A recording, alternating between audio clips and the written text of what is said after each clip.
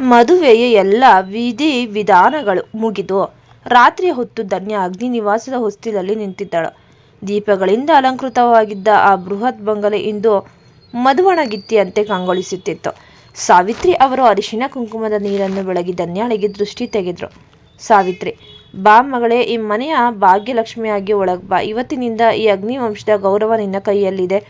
ಧನ್ಯ ನಡುಗುವ ಕಾಲಿನಿಂದ ಅಕ್ಕಿಯ ಸೇರನ್ನು ತಳ್ಳಿ ಬಲಗಾಲಿಟ್ಟು ಮನೆಯ ಒಳಗೆ ಬಂದಳು. ಅದ್ವೈತ್ ಅವಳ ಪಕ್ಕದಲ್ಲೇ ನಿಂತು ಅವಳಿಗೆ ಧೈರ್ಯ ತುಂಬುವಂತೆ ಅವಳ ಭುಜದ ಮೇಲೆ ಕೈ ಇಟ್ಟಿದ್ದ. ಆದರೆ ಧನ್ಯ ಒಳಗೆ ಬಂದ ತಕ್ಷಣ ಅಲ್ಲಿ ಒಂದು ಅನಿರೀಕ್ಷಿತ ಘಟನೆ ನಡೆಯಿತು. ಮನೆಯ ಹಜಾರದಲ್ಲಿದ್ದ ದೊಡ್ಡ ಗಾಜಿನ ಹೂದಾನಿ ಇದ್ದಕ್ಕಿದ್ದಂತೆ ಕೆಳಗೆ ಬಿದ್ದು ಪುಡಿಯಾಯಿತು. ಎಲ್ಲರೂ ದಂಗಾದರೂ. ಸಾವಿತ್ರಮ್ಮನ ಮುಖದಲ್ಲಿ ಆತಂಕ ಮೂಡಿತು. ಇದು ಅಪಶಕುನವೇ ಅಥವಾ ಯಾರಾದರೂ ಮಾಡಿದ ಸಂಚೆ? ಇಷ್ಟು ದಿನ ಮೌನವಾಗಿದ್ದ ಅದ್ವೈತ್ನ ತಮ್ಮ ತ್ರಿಲೋಕ್ ಈಗ ಧನ್ಯಾಳ ವಿಷಯದಲ್ಲಿ ವಿಚಿತ್ರವಾಗಿ ವರ್ತಿಸಲು ಶುರು ಮಾಡಿದ. ಅವನು ಧನ್ಯಾಳ ಹತ್ತಿರ ಬಂದು ವ್ಯಂಗ್ಯವಾಗಿ ನಕ್ಕ. ತ್ರಿಲೋಕ್, ವೆಲ್ಕಮ್ ಅತ್ಗೆ. ಈ ಮನೆಗೆ ಬಂದ ಮೊದಲ ತಕ್ಷಣವೇ ಗಾಜು ಒಡೆದಿದೆ ಅಂದ್ರೆ ಮುಂದೆ ಏನೇನೋ ಒಡೆಯುತ್ತೆ ಏನೋ. ಅಣ್ಣಯ್ಯ ನಿನಗೋಸ್ಕರ ತುಂಬಾ ರಿಸ್ಕ್ ತಗೊಂಡಿದ್ದಾನೆ. ಆ ರಿಸ್ಕ್ ಅವನಿಗೆ ಮುಳುವಾಗದಿರಲಿ ಅಷ್ಟೇ. ಅದ್ವೈತ್ ತ್ರಿಲೋಕ್ನನ್ನ ಕಣ್ಣು ಕೆಂಪು ಮಾಡಿ ನೋಡಿದಾಗ ಅವನು ಅಲ್ಲಿಂದ ಹೊರಟು ಹೋದ. ಧನ್ಯಾಗೆ ತನ್ನ ಮದುವೆಯ ನಂತರವೂ ನೆಮ್ಮದಿ ಸಿಗುತ್ತಿಲ್ಲವಲ್ಲ ಎಂಬ ಭಯ ಕಾಡತೊಡಗಿತು. ಮದುವೆಯ ಸಂಭ್ರಮ ಮುಗಿದ ಎಲ್ಲರೂ ದಣಿದಿದ್ದರು. ಹಜಾರದಲ್ಲಿ ಎಲ್ಲರೂ ಕುಳಿತಿರುವಾಗ ಸಾವಿತ್ರಿ ಅವರು, ನೋಡು ಅದ್ವೈತ್, ಮದುವೆ ಶಾಸ್ತ್ರಗಳೆಲ್ಲ ಮುಗಿದಿವೆ. ಆದರೆ ನಾಳೆ ಮನೆಯಲ್ಲಿ ದೊಡ್ಡದೊಂದು ಪೂಜೆ ಇರೋದ್ರಿಂದ ಧನ್ಯ ಇವತ್ತು ವಿಶ್ರಾಂತಿ ತಗೋಬೇಕು.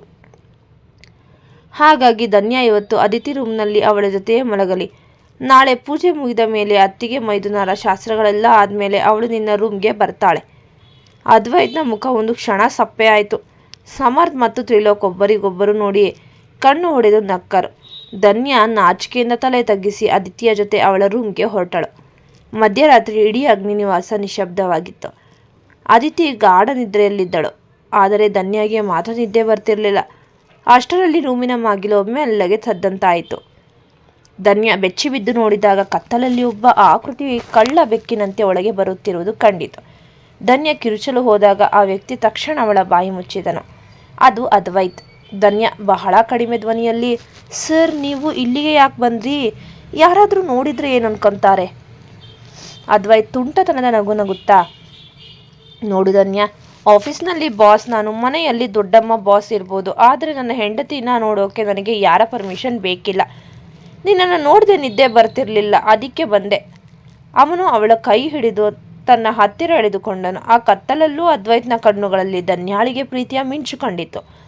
ಇಬ್ಬರ ನಡುವೆ ಒಂದು ಮಧುರವಾದ ಕ್ಷಣ ಕಳೆಯುತ್ತಿರುವಾಗಲೇ ಅದಿತು ಮಗ್ಗಲು ಬದಲಿಸಿದಳು. ಧನ್ಯ ಗಾಬರಿಯಿಂದ ಅದ್ವೈತ್ನನ್ನು ಅಲ್ಲಿಂದ ಹೋಗುವಂತೆ ಸನ್ನೆ ಮಾಡಿದಳು.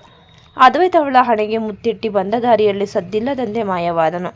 ಧನ್ಯ ಮುಗುಳ್ನಗುತ್ತಾ ಕಣ್ಣು ಮುಚ್ಚಿದಳು. ಮರುದಿನ ಬೆಳಿಗ್ಗೆ ಅಗ್ನಿನಿವಾಸದಲ್ಲಿ ಮದುವೆಯ ನಂತರದ ವಿಶೇಷ ಪೂಜೆ ಏರ್ಪಾಡಾಗಿತ್ತು. ರಮೇಶ್ ಅವರು, ಕಲ್ಯಾಣಿ ಇಬ್ಬರೂ ಅಂತಹ ಸಂಭ್ರಮದಿಂದ ಪೂಜೆಗೆ ಬಂದಿದ್ದರು. ಮಗಳು ಮಹಾಲಕ್ಷ್ಮಿಯಂತೆ ಅಗ್ನಿವಂಶದ ಮನೆಯಲ್ಲಿ ಓಡಾಡುತ್ತಿರುವುದನ್ನು ಕಂಡು ಅವರ ಕಣ್ಣುಗಳು ತುಂಬಿ ಬಂದವು. ಇಡೀ ಮನೆಯಲ್ಲಿ ಸಂಭ್ರಮ ಮನೆ ಮಾಡಿದ್ದರಿಂದ ಜೈಲಿನಲ್ಲಿರುವ ಗಾಯತ್ರಿ ಮತ್ತು ಶ್ರೇಯ ಅವರ ಬಗ್ಗೆ ಯಾರಿಗೂ ನೆನಪಿರಲಿಲ್ಲ. ಎಲ್ಲರೂ ಧನ್ಯ ಮತ್ತು ಅದ್ವೈತ್ನನ್ನೇ ಹರಸುತ್ತಿದ್ದರು. ಆದರೆ ಮನೆಯ ಒಂದು ಮೂಲೆಯಲ್ಲಿ ಗಿರಿಜಮ್ಮ ಮಾತ್ರ ವಿಷದ ಹಾವಿದಂತೆ ಕುದಿಯುತ್ತಿದ್ದಳು. ಮಗಳು ಮತ್ತು ಮೊಮ್ಮಗಳು ಜೈಲಿನಲ್ಲಿದ್ದರೆ ಇಲ್ಲಿ ಇವರು ಹಬ್ಬ ಮಾಡುತ್ತಿದ್ದಾರಲ್ಲ ಎಂದು ಅವಳಿಗೆ ಸಹಿಸಲು ಸಾಧ್ಯವಾಗಲಿಲ್ಲ. ಅವಳು ತನ್ನ ಹೊಸ ಡ್ರಾಮಾ ಶುರು ಮಾಡಿದಳು. ಪೂಜೆಯ ಮಂತ್ರಗಳು ನಡೆಯುತ್ತಿದ್ದಾಗ ಗಿರಿಜಮ್ಮ ಇದ್ದಕ್ಕಿದ್ದಂತೆ ಕುಸಿದು ಬಿದ್ದಂತೆ ನಟಿಸಿದಳು. ಅಯ್ಯೋ, ನನ್ನ ಪ್ರಾಣ ಹೋಗ್ತಿದೆ. ನನ್ನ ಮಗಳನ್ನ ಜೈಲಿಗೆ ಹಾಕಿ ಇಲ್ಲಿ ಇವರು ಪೂಜೆ ಮಾಡ್ತಿದ್ದಾರೆ. ದೇವರು ಮೆಚ್ಚಲ್ಲ ಈ ಮದುವೆಯನ್ನ ಎಂದು ಅರಚಲು ಶುರು ಮಾಡಿದಳು.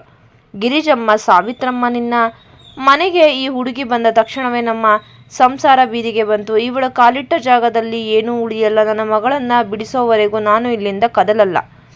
ಸಾವಿತ್ರಮ್ಮ ಪೂಜೆಯಿಂದ ಎದ್ದು ಬಂದು ಗಿರಿಜಮ್ಮನ ಮುಂದೆ ನಿಂತರು. ಅವರ ಮುಖದಲ್ಲಿ ಒಂದು ರೀತಿಯ ಗಾಂಭೀರ್ಯವಿತ್ತು. ಸಾವಿತ್ರಿ, ಗಿರಿಜಮ್ಮ, ನಿಮ್ಮ ಮಗಳು ಮಾಡಿರುವುದು ಕ್ಷಮಿಸೋಕೆ ಆಗದ ತಪ್ಪು. ಪೂಜೆಯ ಹೊತ್ತಿನಲ್ಲಿ ಹೀಗೆ ರಂಪಾಟ ಮಾಡೋದು ನಿಮಗೆ ಒಳ್ಳೆಯದಲ್ಲ. ಅಗ್ನಿವಂಶದ ಶಾಸ್ತ್ರಕ್ಕೆ ಅಡ್ಡಿ ಬಂದರೆ ಈ ಮನೆಯಿಂದ ನಿಮ್ಮನ್ನು ಹೊರಹಾಕೋಕೆ ನನಗೇನು ಎರಡನೇ ಆಲೋಚನೆ ಬೇಕಿಲ್ಲ.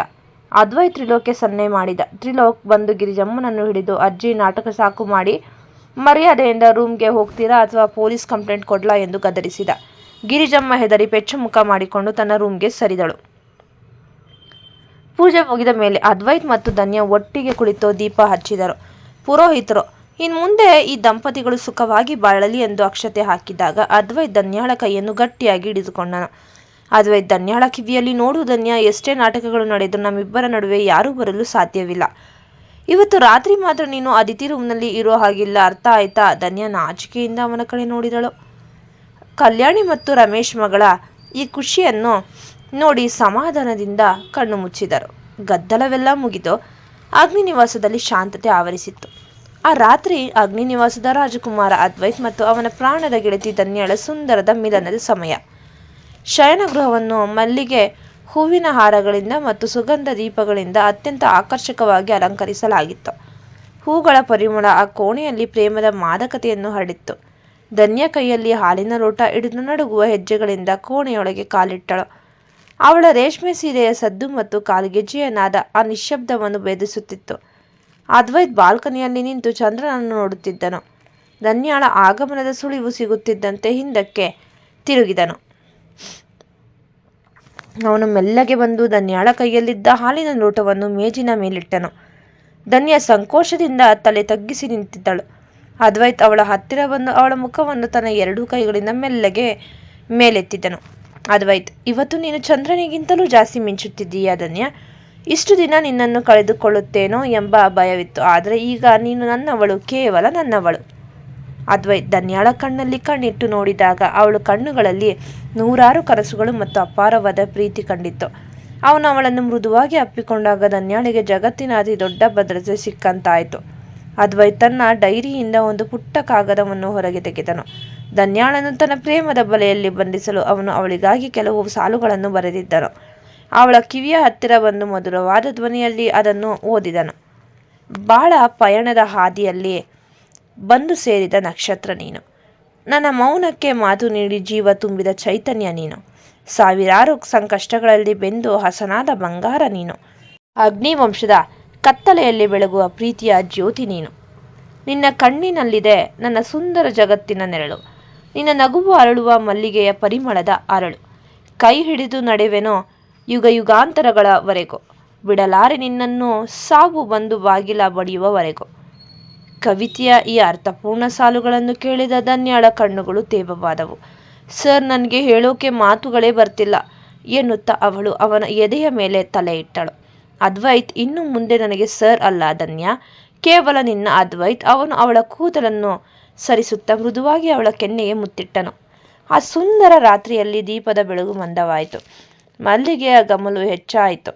ಇಬ್ಬರು ಜೀವಿಗಳು ಒಂದಾಗಿ ತಮ್ಮ ಹೊಸ ಜೀವನದ ಮಧುರ ಅಧ್ಯಾಯವನ್ನು ಆರಂಭಿಸಿದರು. ಮರುದಿನ ಬೆಳಿಗ್ಗೆ ಸೂರ್ಯನ ಕಿರಣಗಳು ಕಿಟಕಿಯ ಮೂಲಕ ರೂಮ್ನಲ್ಲಿ ಇಣುಕುತ್ತಿದ್ದವು.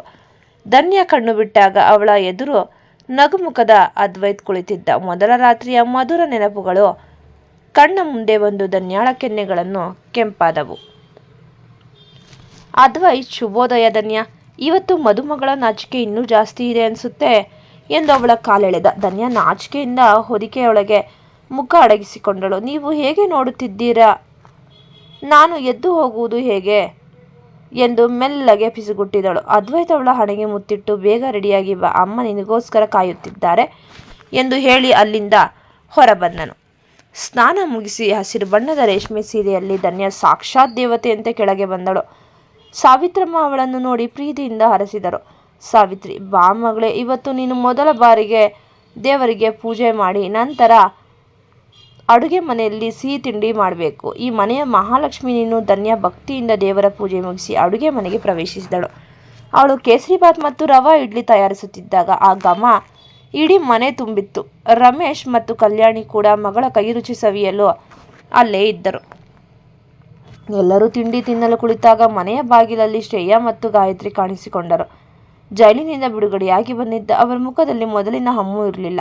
ಬದಲಾಗಿ ಅತೀವವಾದ ನಟನೆ ಇತ್ತು. ಧನ್ಯಾಳ ಮನಸ್ಸು ಮೃದುವಾದುದರಿಂದ ತ್ರಿಲೋಕ್ ಅವರ ಸಂಸಾರ ಹಾಳಾಗಬಾರದು, ಶ್ರೇಯಾಳನ್ನು ಕ್ಷಮಿಸಿಬಿಡಿ ಎಂದು ಅವಳು ಅದ್ವೈತ್ ಬಳಿ ಕೇಳಿಕೊಂಡಿದ್ದಳು. ಅವಳ ರಿಕ್ವೆಸ್ಟ್ಗಾಗಿಯೇ ಅದ್ವೈತ್ ತನ್ನ ಪ್ರಭಾವ ಬಳಸಿ ಅವರನ್ನು ಬಿಡಿಸಿದ್ದನು. ಒಳಗೆ ಬರುತ್ತಿದ್ದಂತೆಯೇ ಗಾಯತ್ರಿ ನಾಟಕೀಯವಾಗಿ ಜೋರಾಗಿ ಅಳಲು ಶುರು ಮಾಡಿದಳು. ಓಡಿ ಬಂದು ಅದ್ವೈತ್ ಮತ್ತು ಧನ್ಯಾಳ ಕಾಲು ಹಿಡಿದುಕೊಂಡಳು. ಗಾಯತ್ರಿ, ಕ್ಷಮಿಸಿ ಬಿಡಪ್ಪ, ನನ್ನ ಬುದ್ಧಿ ಕೆಟ್ಟಿತ್ತು. ಈ ಶ್ರೇಯ ಮಾಡಿದ ತಪ್ಪಿಗೆ ಅವಳ ಬಾಳು ಹಾಳಾಗಬಾರ್ದು.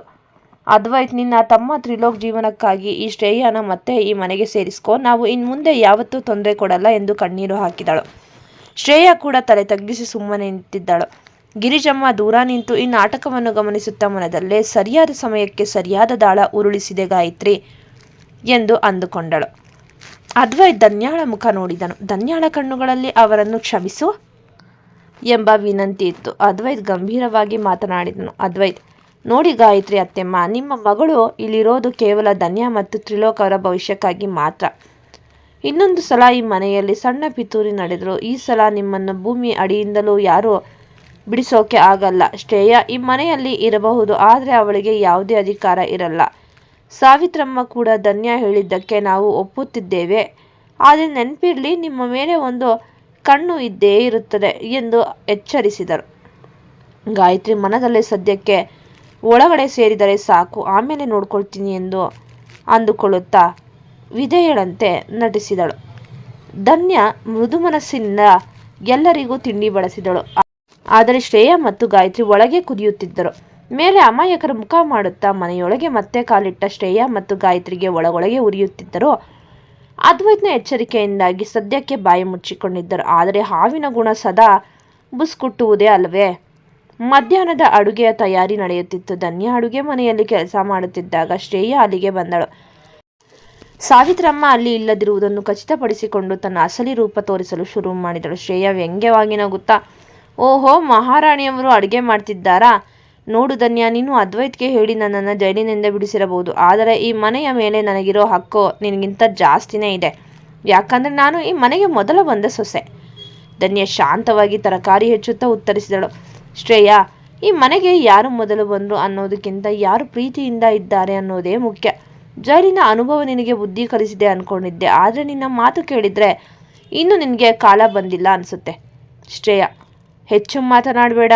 ಈ ಅಡುಗೆ ಮನೆಯಲ್ಲಿ ನನಗೂ ಸಮಾನ ಪಾಲಿದೆ. ಇವತ್ತಿನಿಂದ ಅರ್ಧ ಅಡುಗೆ ನಾನೇ ಮಾಡ್ತೀನಿ. ನಿನ್ನ ಕೈ ರುಚಿ ಅಣ್ಣಯ್ಯನಿಗೆ ಅತಿ ಆಯ್ತು ಅನ್ಸುತ್ತೆ. ಇಬ್ಬರ ನಡುವೆ ಮಾತಿನ ಚಕಮಕಿ ನಡೆಯುತ್ತಿರುವಾಗಲೇ ಸಾವಿತ್ರಮ್ಮ ಅಲ್ಲಿಗೆ ಬಂದರು. ಶ್ರೇಯ ತಕ್ಷಣವೇ ತರಕಾರಿ ಹಿಡಿದು ಕೆಲಸ ಮಾಡುವಂತೆ ನಟಿಸಿದಳು. ಅಡುಗೆ ಮನೆಯಲ್ಲಿ ಒಂದು ರೀತಿಯ ಮೌನ ಕವಿದಿದ್ದರೂ ಒಳಗೊಳಗೆ ದ್ವೇಷದ ಕಿಡಿ ಮಾತ್ರ ಆರಿರಲಿಲ್ಲ. ತನ್ನ ರೂಮ್ನಲ್ಲಿ ಕುಳಿತಿದ್ದ ತ್ರಿಲೋಕ್ ಹತ್ರ ಶ್ರೇಯ ಬಹಳ ನಮ್ರತೆಯಿಂದ ಹೋದಳು. ಅವನ ಮನಸ್ಸು ಗೆದ್ದು ಮತ್ತೆ ಅವನ ಜೊತೆ ಒಂದಾಗುವುದು ಅವಳ ಪ್ಲಾನ್ ಆಗಿತ್ತು. ಶ್ರೇಯ, ತ್ರಿಲೋಕ್, ನಾನು ಮಾಡಿದ್ದು ತಪ್ಪಾಯಿತು. ದಯವಿಟ್ಟು ನನ್ನನ್ನು ಕ್ಷಮಿಸಿಬಿಡಿ. ಇನ್ಮೇಲೆ ನಾನು ನೀವು ಹೇಳಿದ ಹಾಗೆ ಕೇಳ್ತೀನಿ. ತ್ರಿಲೋಕ್ ಅವಳ ಕಡೆ ತಿರುಗಿಯೋ ನೋಡಲಿಲ್ಲ. ಅವನ ಧ್ವನಿ ಮಂಜಿನಂತೆ ತಣ್ಣಗಿತ್ತು. ನೋಡು ಶ್ರೇಯ, ಅಣ್ಣನ ಒತ್ತಾಯಕ್ಕೆ ನಿನ್ನನ್ನು ಈ ಮನೆಗೆ ಸೇರಿಸಿಕೊಂಡಿದ್ದೀನಿ ಅಷ್ಟೇ. ಆದರೆ ನನ್ನ ಜೀವನದಲ್ಲಿ ನಿನಗೆ ಇನ್ಮೇಲೆ ಜಾಗವಿಲ್ಲ. ನೀನು ಈ ರೂಮಿನ ಒಂದು ಮೂಲೆಯಲ್ಲಿ ಇರ್ಬೋದು, ಆದರೆ ನನ್ನ ಹೆಂಡತಿಯಾಗಿ ಅಲ್ಲ. ನನ್ನ ನಂಬಿಕೆಯನ್ನು ನೀನು ಮಣ್ಣು ಮಾಡಿದ್ದೀಯ. ತ್ರಿಲೋಕ್ನ ಈ ಮಾತು ಶ್ರೇಯಾಳಿಗೆ ಚಾಕುವಿನಿಂದ ಇರಿದಂತಾಯಿತು. ಅವಳು ಮನದಲ್ಲೇ ಧನ್ಯಾಳ ಮೇಲೆ ಮತ್ತಷ್ಟು ದ್ವೇಷ ಸಾಧಿಸಲು ಶುರು ಮಾಡಿದ್ಲು. ಅದ್ವೈತ್ ಆಫೀಸ್ ಕೆಲಸದಲ್ಲಿ ಎಷ್ಟೇ ಬ್ಯುಸಿಯಾಗಿದ್ರು ಅವನ ಮನಸ್ಸು ಮಾತ್ರ ಮನೆಯಲ್ಲಿರೋದನ್ನ ಧನ್ಯಾಳ ಸುತ್ತಲೇ ಇತ್ತು. ಆಫೀಸ್ನ ಇಂಪಾರ್ಟೆಂಟ್ ಮೀಟಿಂಗ್ ನಡುವೆಯೂ ಅವನ ಧನ್ಯಾಗೆ ಮೆಸೇಜ್ ಮಾಡುತ್ತಿದ್ದ. ಅದ್ವೈತ್ ಮೆಸೇಜ್: ಊಟ ಆಯ್ತಾ ಮಡದಿಯವರೇ? ಅಡುಗೆ ಮನೆಯಲ್ಲಿ ಆ ಶ್ರೇಯ ಏನಾದರೂ ತೊಂದರೆ ಕೊಡ್ತಿದ್ದಾಳಾ? ಯಾರು ಏನು ಅಂದರೂ ತಲೆ ಕೆಡಿಸಿಕೊಳ್ಬೇಡಿ. ಸಂಜೆ ನಾನು ನಿಮಗೋಸ್ಕರ ಒಂದು ಸರ್ಪ್ರೈಸ್ ತರ್ತಿದ್ದೀನಿ. ಸಂಜೆ ಅದ್ವೈತ್ ಮನೆಗೆ ಬಂದಾಗ ಧನ್ಯಾಳಿಗೆ ಸುಂದರವಾದ ಮಲ್ಲಿಗೆ ಹೂವು ಮತ್ತು ಅವಳಿಗೆ ಇಷ್ಟವಾದ ಐಸ್ ಕ್ರೀಮ್ ತಂದಿದ್ದ. ಎಲ್ಲರ ಎದುರೇ ಅವಳ ಕೈ ಹಿಡಿದು ತನ್ನ ರೂಮ್ಗೆ ಕರೆದುಕೊಂಡು ಹೋದ. ಅದ್ವೈತ್: ಧನ್ಯ, ಇವತ್ತು ಆಫೀಸ್ನಲ್ಲಿ ತುಂಬ ಕೆಲಸ ಇತ್ತು, ಆದರೆ ನಿನ್ನ ಆ ನಾಚಿಕೆಯ ಮುಖ ನೆನಪಾಗದಲ್ಲೆಲ್ಲ ಸುಸ್ತೇ ಮರೆತು ಹೋಗಿತ್ತು. ಅವನು ಅವಳ ಕೂದಲಿಗೆ ಮಲ್ಲಿಗೆ ಹೂ ಮುಡಿಸುತ್ತಾ ಪ್ರೀತಿಯಿಂದ ಹತ್ತಿರ ಕರೆದ. ಧನ್ಯಾಳ ಕಣ್ಣಲ್ಲಿ ಖುಷಿಯ ಕಣ್ಣೀರು ಜಿನುಗಿತು. ಮನೆಯಲ್ಲಿ ಎಷ್ಟೇ ಕಿರಿಕಿರಿ ಇದ್ರೂ ಅದ್ವೈತ್ನ ಈ ಪ್ರೀತಿ ಅವಳಿಗೆ ಎಲ್ಲವನ್ನೂ ಮರೆಸುತ್ತಿತ್ತು. ಈ ಕಥೆಯನ್ನು ವೀಕ್ಷಿಸಿದ ನಂತರ ದಯಮಾಡಿ ನಮಗೆ ಸಬ್ಸ್ಕ್ರೈಬ್ ಮಾಡಿ, ಶೇರ್ ಮಾಡಿ ಮತ್ತು ಕಮೆಂಟ್ ಮಾಡಿ. ಧನ್ಯವಾದಗಳು.